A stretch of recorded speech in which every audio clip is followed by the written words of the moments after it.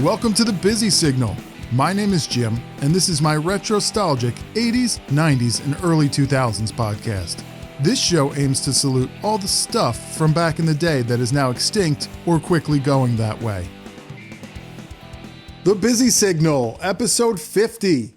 Hey, everybody, just from the bottom of my retrostalgic heart, I really want to thank everyone who has been a listener for any amount of time. This show has been a really cool trip down memory lane for me, and I hope that it's been fun for you as well. And if you're new to the show, welcome. We like to have fun here. And remember all the cool stuff that we loved back in the day. Consider this show your nostalgic safe space. I know I do. It's hard for me to believe that it's been 50 episodes already. 50! And we're coming up on the show's 2-year anniversary, so I have the shows planned pretty much through 2026, so plan on a lot more of the Busy Signal to come. We're not going anywhere anytime soon. So you can stay up to date with what's going on at Busy Signal Cast on Instagram. So thanks again, everybody, for listening. Okay, that's housekeeping done. On to episode 50. Summer's just about over, and I know some of you out there are reaching for your calendars and said, he just said summer's just about over. No, it's not. I know you're looking for your calendar and you're trying to point to the actual end of summer, but hey, let's face it, let's be real here. Summer is over when school starts. And that's what we're talking about today. Back to school retro style. The way kids do school now is nothing, at least I think, like we did when school was back in the 80s and 90s and even the early 2000s. So for this episode, I'm bringing back friend of the show, June, to help me put together a definitive retro back to school essentials list. So you might know June from such Busy Signal episodes as The Mandela Effect, More PSAs, 80s Toys, Girls Edition, and maybe others. I can't remember. After 50 episodes, I'm starting to lose track. But I've asked June to join me specifically on this episode because she is a teacher and a fellow Zennial. So welcome back, June. Hi, I'm happy to be here. Thanks for having me. How you been? Good. Excellent. Good. All right. So are you getting ready for school already? I am. It's just part of the deal. We're recording this in the last days of July. We live on the East Coast, the Northeast. We're not technically back in school just yet, but by the time this episode airs, it's going to be almost September. So you will be in a classroom at that point almost. Yes, I will be. Well, I'll be in school mode fully by then, for sure. And then there's other parts of the country that are actually back in school already now, which is weird. That's just crazy to me. But I don't know. They get out, then they have all of May off, which is also really cool. So that is cool, I guess. So anyway, I brought you on because you are similar in age to me and have had similar experiences in a public school classroom. Yes. Right? You went to public school. I went to public school. K through 12. Yep. In the same state. So our experiences as far as school supplies would be pretty similar. Yes, they should be. We'll see. I have 3 or 4 things that I think were essential to an 80s/90s, maybe early 2000s. I graduated in the year 2000. Mm-hmm. You a little bit before me. Mm-hmm. But essentially, this is what I think when you would walk into a classroom in the 80s and 90s. These are the things that you would find guaranteed have to have in a classroom back then. Yes. And you have like, what, 3 or 4, 2 or 3, something like that? I have 3, but I have one of them has some, extras added onto it. So excellent. So I'm hoping we don't have any crossover because I've already had that experience with George back on the board games episode. Man, he won that episode. But this is not a competition. This is school. I'm going to kick it off right now with what I think is just the main focal point of a classroom, the chalkboard. This was the centerpiece of the classroom, the focal point of daily lessons. This was the reusable chameleon of higher learning, a literal blank slate, the chalkboard.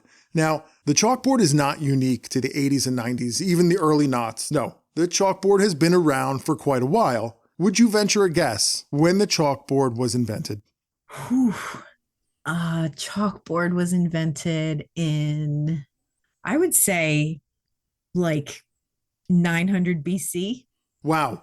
Now, don't get me wrong. There's definitely going to be tablets, stone tablets, but the chalkboard, as close as we can get to the the modern day chalkboard, it's only been around for about 200 years. Oh, okay. Like for school use, for the way we use it now. No, actually just a chalkboard, like what it's made of and how we used it. Interesting. Like it's a true story. I looked it up. The internet told me so it's got to be true. It was invented in Scotland. Not surprising. Right, around the year 1800. Okay. It was brought to the U.S. and used first at West Point Military Academy. And then the U.S. started to use it as a standard teaching tool sometime, maybe around the mid-1800s. And it became a standardized thing you had to have in classrooms until about the late 1900s. Yeah. Whiteboards started taking over. Exactly. Yeah. I started seeing whiteboards around 98, 99 in the classrooms, and I was just like, oh, wow, we're high tech now.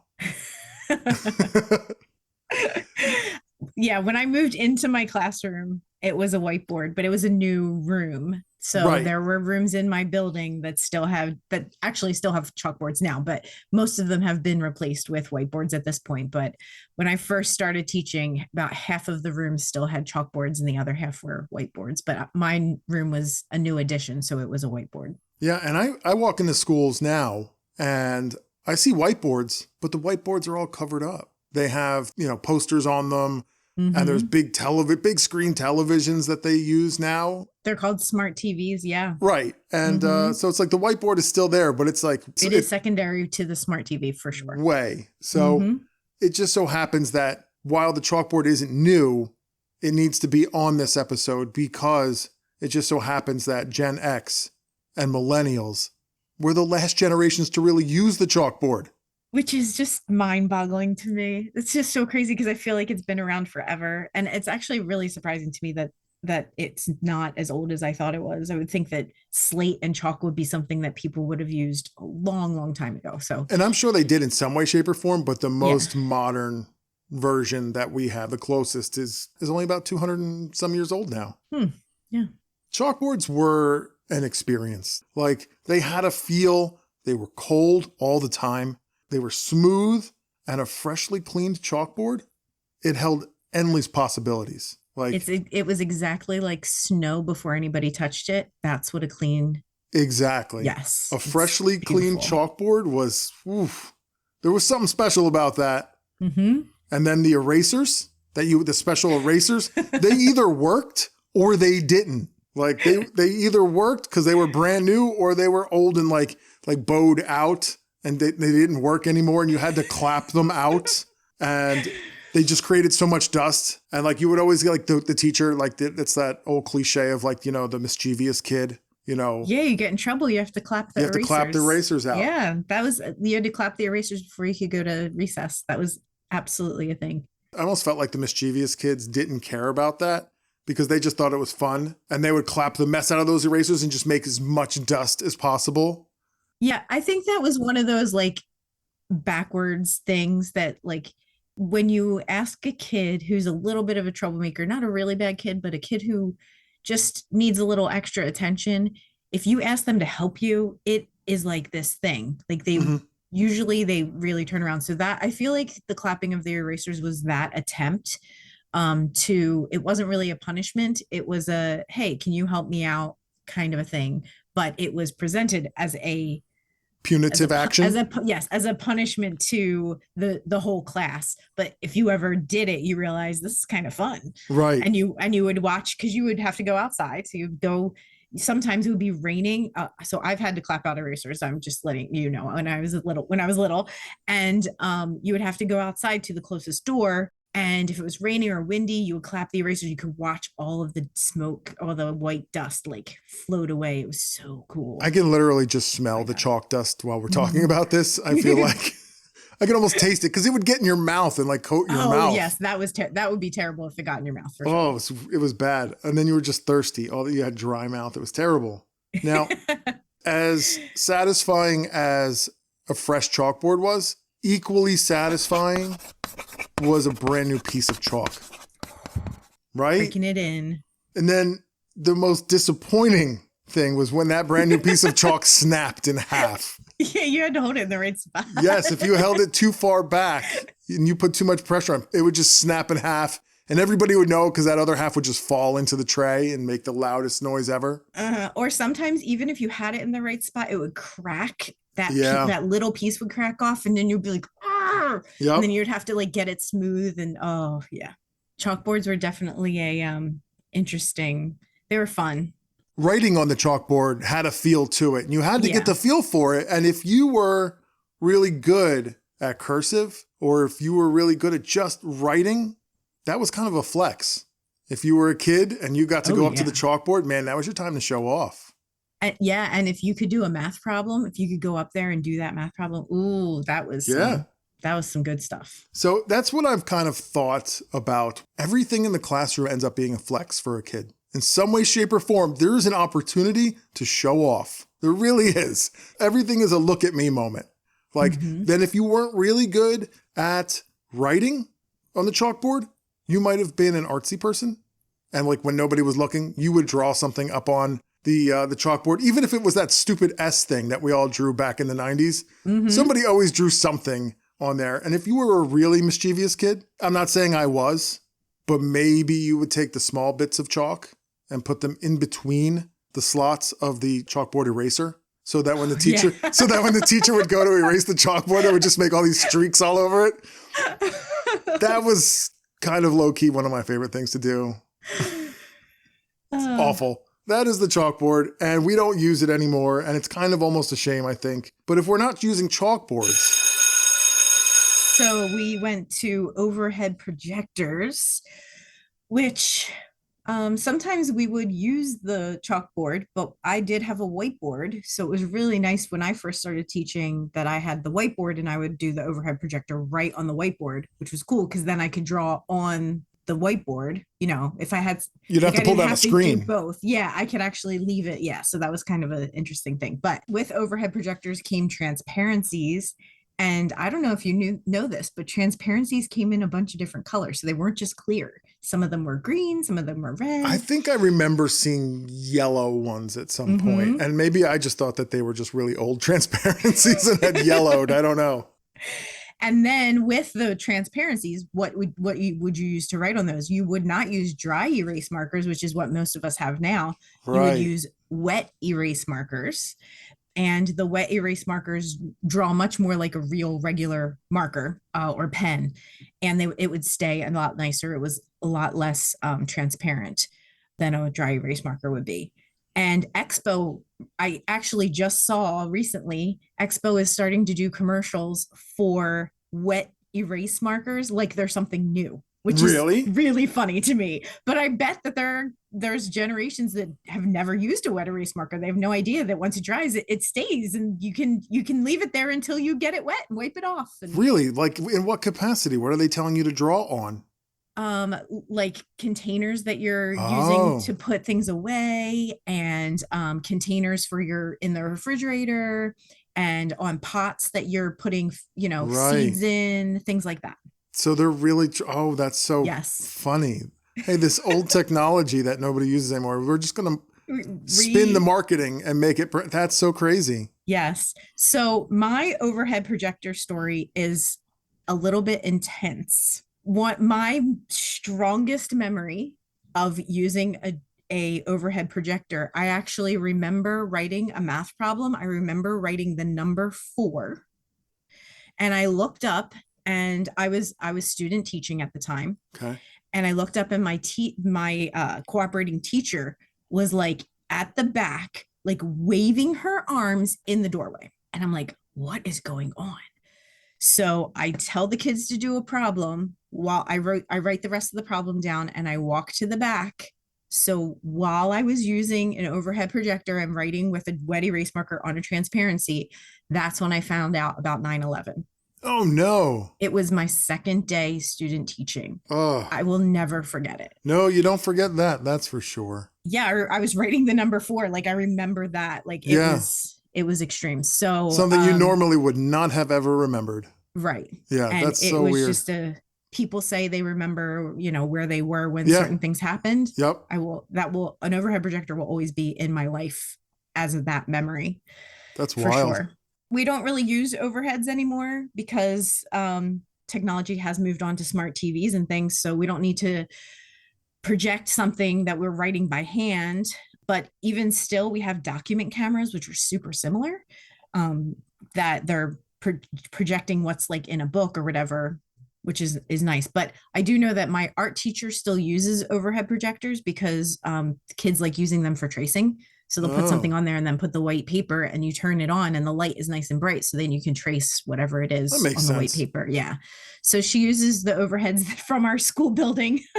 She like collected them all and has them for, yeah. So over the years, she's collected them and she still has a few. So that was a good use of them. And like I said, it was really nice. I went from an overhead projector to a regular projector. So my computer, I would project the things onto the whiteboard and then I could draw on the whiteboard same way that I would, except I just had a computer.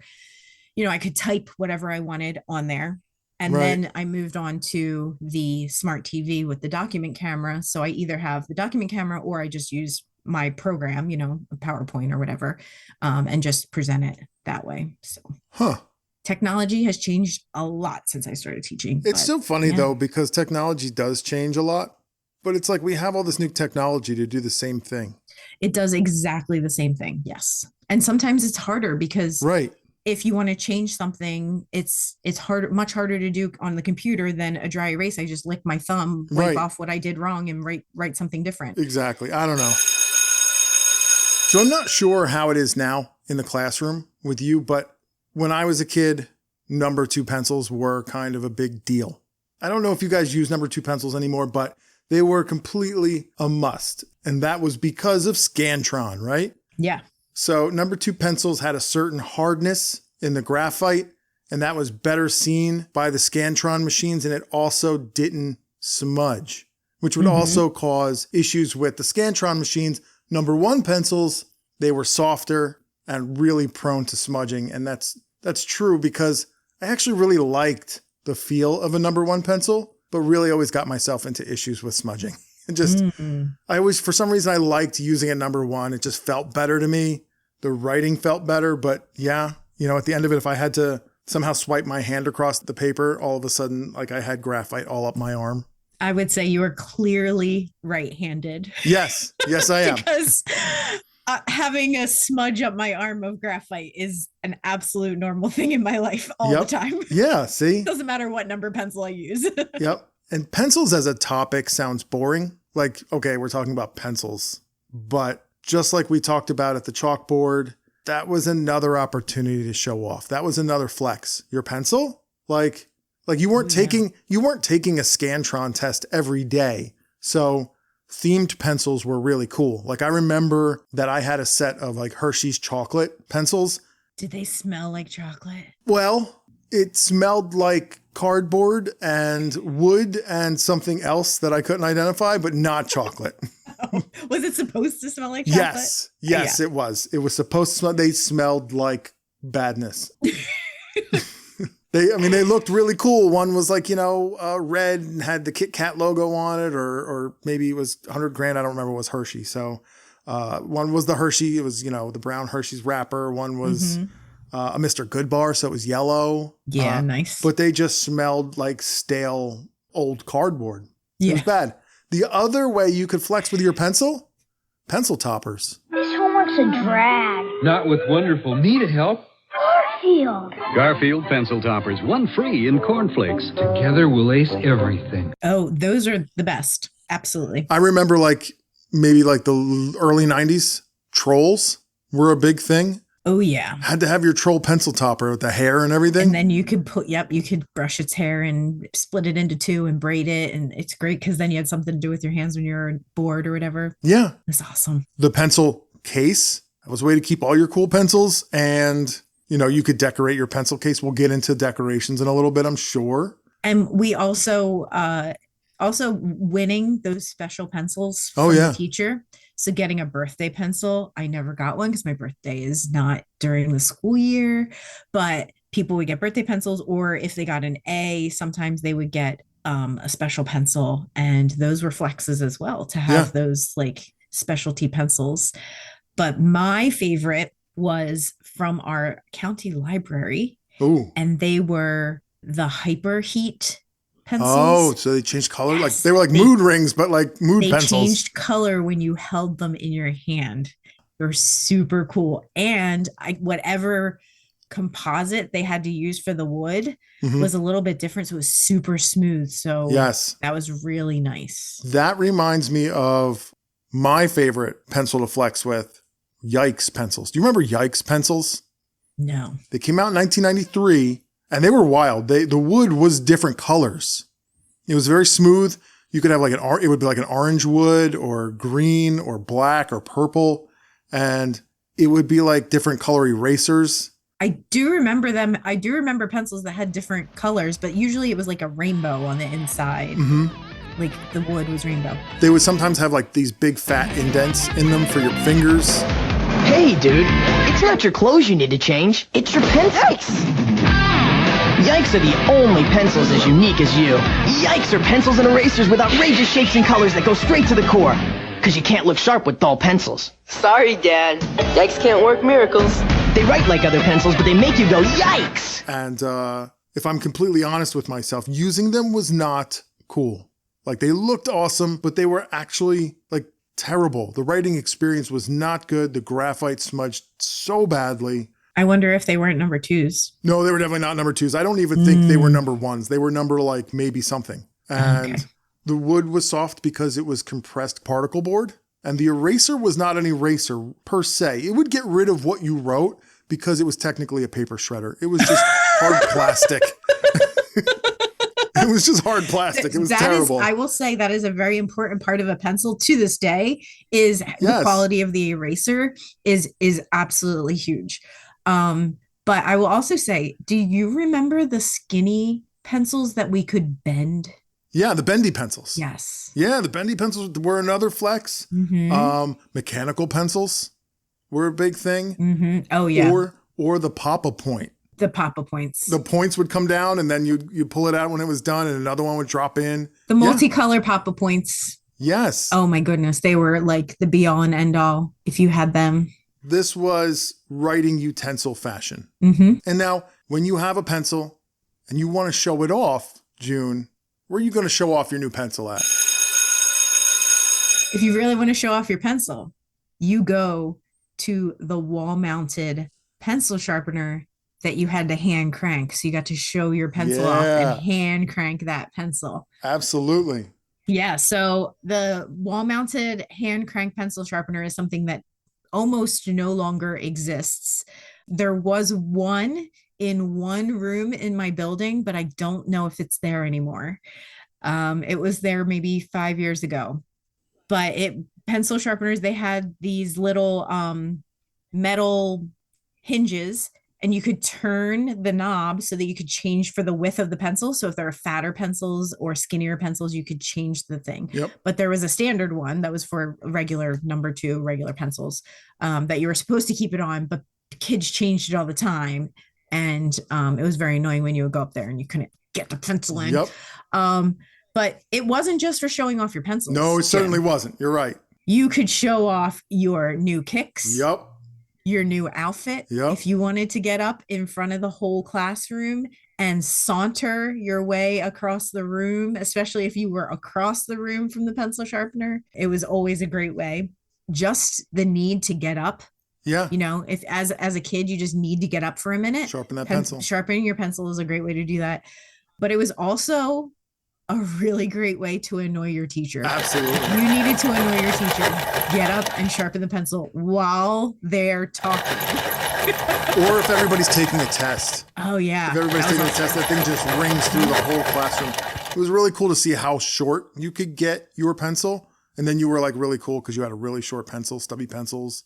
We're like, I don't know, for some reason, okay. I gotta say, I really think that was a boy thing. Very few girls cared, like trying to get their pencil super short. Had to get it. The guys really, really enjoyed doing it. You almost wanted to get it to the point where you were almost sharpening the bottom of the metal that held it was touching the metal, eraser. yes. Yeah. The metal bracket for the eraser. Yeah, absolutely. If I got a new haircut, I needed to go sharpen my pencil and everybody needed to notice my new haircut. Absolutely. And if you were a suck up, you would be like, oh, I'll empty the pencil sharpener for you, teacher. Yeah. Oh, thanks, Johnny. I always hated emptying the pencil sharpener. Like clapping erasers, I'll do that any day. emptying that pencil sharpener because of the shavings and the Oh, I loved the smell of all the pencil shavings. It was great. Oof. Take your breath away, but it was great. Yeah. All right, June, here's a question for you. Of all the school supplies, which would you consider the most customizable? Most customizable. I don't know. All right, for me, the textbook cover. Oh, yeah. I mean, you had to cover your textbooks. It was literally homework the first night of school. You had to take home all your books and get them covered. All right, what did you use to cover your books? So we did not have a ton of money, so we absolutely always used paper bags. Absolutely. Even if I had a ton of money, which I also didn't, the paper bag was the best for that application. It lasted the best too. It really compared did. To the other ones. It really yes. did. Some kids would use like wrapping paper or slip-on covers that you could buy, but the best book covers were made from paper shopping bags. And textbook covers, this is a lost art. Oh yeah, knowing how to do this right. To turn a brown paper grocery bag into a tight-fitting, clean textbook cover took practice, skilled hands. If you didn't need tape, that was the flex. Yes. Don't even need tape. 100%. And Yep. it always begin the same way. After you've got your book covered, you put the name of the subject on that book. Yep. And that was your clean slate. And then it took you all year to get that book cover the way you liked it. All year, all the doodles. Yep. It was the ultimate blank canvas of self-expression at school. Like it really Absolutely. was. Like your favorite bands, your crushes, all the stains and the rips that were there. This thing was a historical document by the end of the year, really. It told a story. And there were book covers that I kept. Yeah, I'm sure of it. I don't know if I did. I might. Maybe they're somewhere at my parents' house, but yeah, I don't have them anymore. But there were definitely book covers that when I took them off at the end of the year, I'm like, I'm not throwing this away. I'm keeping this thing. You worked hard on that thing all year. Nowadays, it's all Chromebooks. And hey, look at my new Google background theme. And it's not the same. No, not at all. One of the things that you would put on those book covers are stickers, but not just any stickers. Scratch and sniff stickers. Yes. And it's important that it's scratch and sniff. Mm-hmm. It's not and, it's an N apostrophe N or N apostrophe. That's a company name, Scratch and Sniff. So they have like other ones that are out there that are like smelly stickers, and they even have ones called stinky stickers. Yeah. But the brand is called Trend Enterprise. Trend Enterprises, yes. Yeah, and they started in the 70s, and they're actually going bankrupt. Yes, after 55 years, they are going out of business this year. By the end of the year, they're done. So they are selling off right now. I think they're having like a fire sale on like, these are all the scratch and sniff stickers that are available. Come and get them. If you as a person do not know scratch and sniff stickers, they came in anything you can imagine. So there were the ones that you would think of, like there were ones that looked like fruit. So they would look like a strawberry, they would look like a cherry, look like a watermelon, and smell like those things. Right. But then they would also have like monsters, and the orange ones would smell like orange, and the purple ones would smell like grape and whatever. And they would have anything you can imagine under the sun. And they did have mostly fruit flavors, but they did have other smells as well. Yeah, they did. It was a must have. Like if you got a scratch and sniff sticker put on like your test paper from like your teacher, that was just such a treat. Oh yeah. That was so cool. From a teacher, that's definitely because, you know, they're spending extra money on the scratch and sniffs. Yeah, that was their own money. The school didn't supply for those. Yeah. That was definitely a flex too. If you had scratch and sniff stickers just to like hand out to your friends, they'd be like, oh, wow. Oh, absolutely. Yeah. I would say I remember the Hershey ones of those, and they did not smell like chocolate. They probably smelled like my pencils. The gross. Did not smell like chocolate. Nasty. I also had markers that were scented markers. Those were cool. Yeah, those were really cool. And I had those. I am a camp person, and they were camp themed. So the green one smelled like pine. The brown one smelled like a s'more. Mm-hmm. The black one smelled like smoke. The white one smelled like marshmallow. Oh, wow. The blue one was supposed to smell like the sky, like a light, kind of thing. And so they all smelled like a forest kind of theme or a camping theme. Scented markers were cool. I liked scented markers. Like if I was like having a really bad day at school, sometimes you just got to whip out the scented markers and it would just take the edge off. Take it. I don't know what was in scented markers. Like, I don't know what it did to our brains, but let me tell you, it's not good. it was worth it because there were times when you just needed to sniff that marker. Yes. And everything was okay. Everything was, except for that black licorice one. Gross. I'd throw that one out. It's terrible.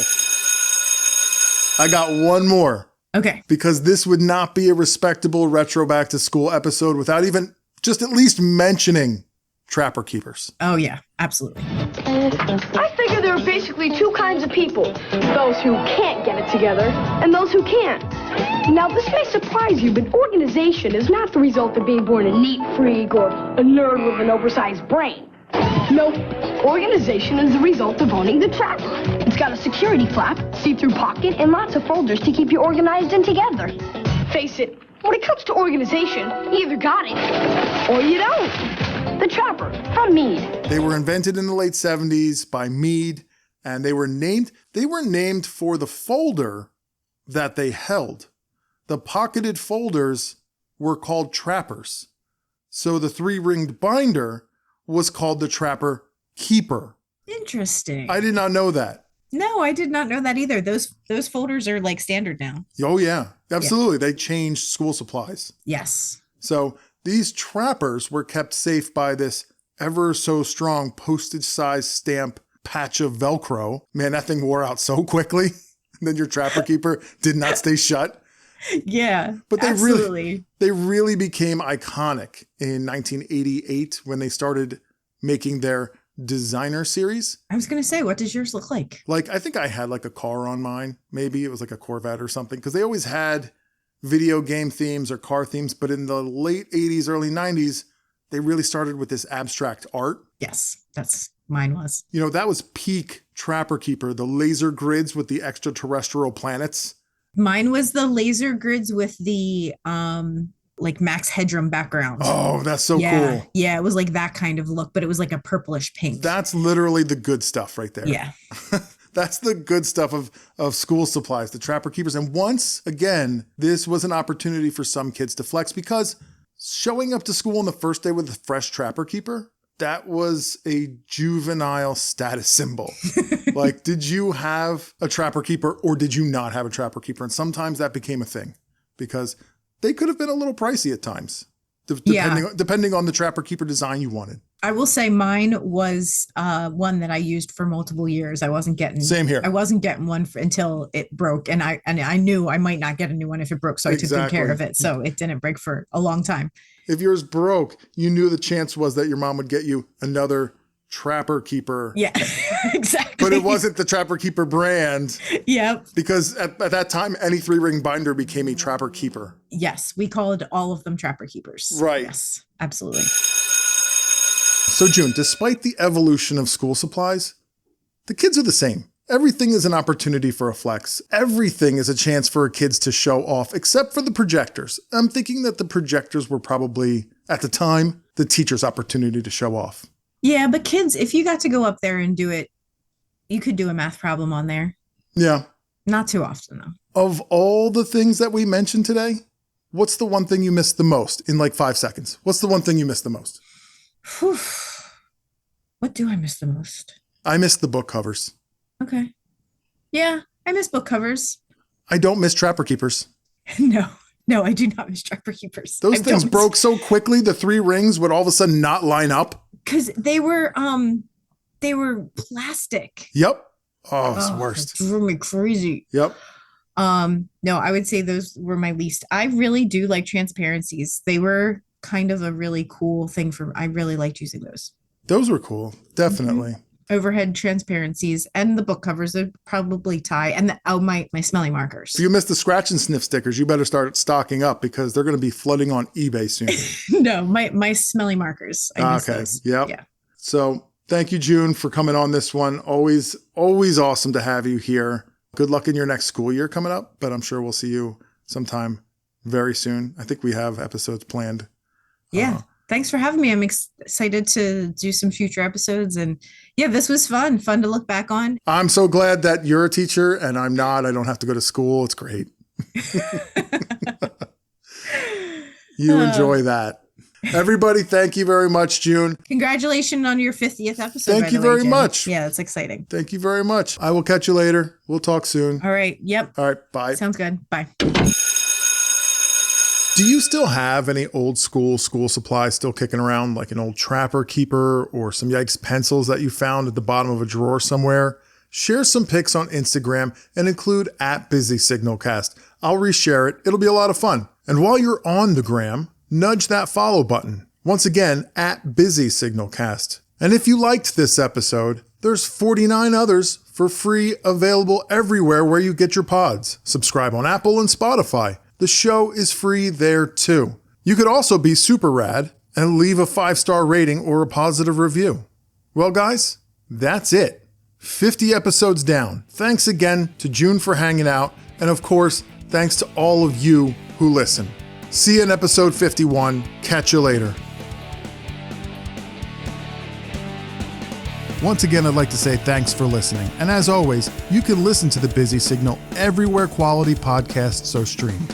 Hit the subscribe button to have a new episode delivered directly to your favorite device every other Friday. If you really like the show, leave a 5-star rating or a positive review on Apple and Spotify. That lets everybody else know to come check out what you already think is awesome. You can also head over to Instagram and follow the show @BusySignalCast for even more retrostalgic content. I share a good amount of fun stuff that isn't mentioned on the episodes. While you're there, say hi in the comments. Don't be shy. And until next time, remember, reach out and touch the past.